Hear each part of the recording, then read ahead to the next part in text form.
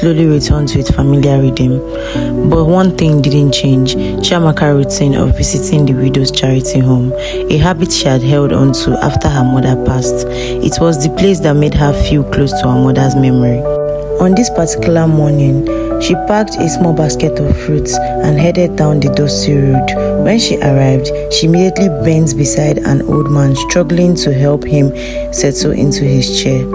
Her hands were gentle, her voice soft just like the way everyone knew her. She didn't know that exact moment Williams walked in. Williams, a young, well-doing man known for occasionally donating supplies to the home, had only come to drop a few things and leave. At least that was the plan. But the moment his eye fell on Chiamaka, bent in kindness beside the old man, something in him paused. He found himself watching her, then noticing her, then silently returning the next few days just to see if she would come again, and she did. The way she greeted the widows, the way she laughed with them, the way she never rushed things surprised him. Kindness like this wasn't loud, but it was rare. The next day, he walked in holding a small neatly wrapped gift with a nervous smile. They had only short conversations, but he didn't waste time to tell her how he felt. Chiamaka only gave a gentle smile, the kind that hides 1,000 thoughts. "Hope this isn't one of those playboys," she whispered in her heart. That night, laying on her bed in a quiet room, she caught herself smiling at the ceiling. His words replayed in her mind, his sincerity, the way he spoke. Against her fears, she decided to give it a chance.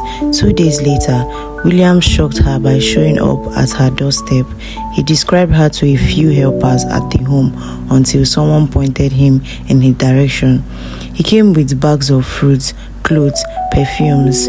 Days turned into weeks. Weeks grew into months. 6 months later, their hearts had quietly woven into themselves.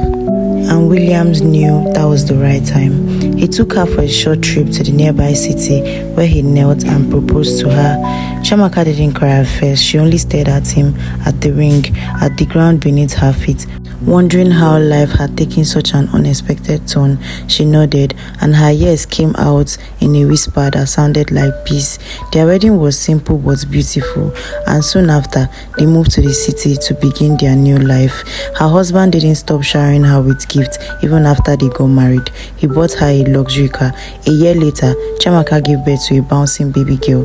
The moment she held the child, she lifted the baby girl up as she whispered, "Gifts. You're a proof that God didn't forget me," she said. "Every waiting year, it all makes sense." And in that moment,